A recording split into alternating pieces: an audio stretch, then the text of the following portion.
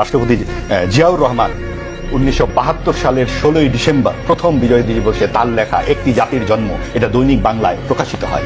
তিনি সেখানে লেখেন যে আমাদেরকে পশ্চিম পাকিস্তানে, আমরা যারা পূর্ব পাকিস্তানের সেনাবাহিনীর কর্মকর্তা, আমাদেরকে ভারতীয় চর বলা হতো ভারতীয় দোসর, কারণ আমাদের নেতা জাতির জনক বঙ্গবন্ধু শেখ মুজিবুর রহমান। এটা জিয়াউর রহমানের লেখা। এতবার বলা হয় বাকশাল পাশ হয়েছিল কবে? জুন মাসের 6 তারিখ।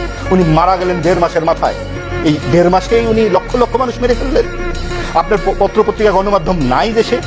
25শে মার্চে যে এখানে পাকিস্তান এইভাবে মানুষ মারলো, এটা কি পৃথিবী তখন তো গণমাধ্যমে এখানে লিখতে পারেনি, তাই বলে পৃথিবীর মানুষ এটা জানে না? এটা গ্লোবাল ভিলেজের যুগ। আপনার খালি বললেই হলো। আজকে যে সিরাজ শিকদারের একটি কথা, লাল ঘোড়া দাবড়ায় দেবো, আগের কথা নাই পরের কথা নাই, লাল ঘোড়া দাবড়ায় দেবো। আর ওই যে একটা জাল পড়া কি বাসন্তী, এই তো ঘটনা। আরেকটা আছে 73 সালে 7 খুন এই ঢাকা বিশ্ববিদ্যালয়। এই সবকিছু কি বঙ্গবন্ধু নিজে নিজে মেরেছেন নাকি? বাংলাদেশের এই 54-55 বছরের রাজনৈতিক ইতিহাসে রাজনৈতিক হত্যাকাণ্ড কখন ঘটে নাই? 21শে আগস্টের ঘটনা তো এই সেই দিন 2004 সালে ঘটে নাই 21শে আগস্টের ঘটনা। তখন মানে কি? তার মানে আপনি রাজনৈতিক হত্যাকাণ্ড সবকিছুই কি আপনি রাষ্ট্রপ্রধানের উপরে চালিয়ে দেবেন নাকি? তাহলে সেটা বঙ্গবন্ধুর উপরে চাপিয়ে দিচ্ছেন কেন? ওই যে পাকিস্তান ভাঙলো কেন, পেয়ারের পাকিস্তান, পাক সার জমিন সাতবাদ, মগজে ও মনে চেতনায় ওই গান ছাড়া আর কোনো গান নাই।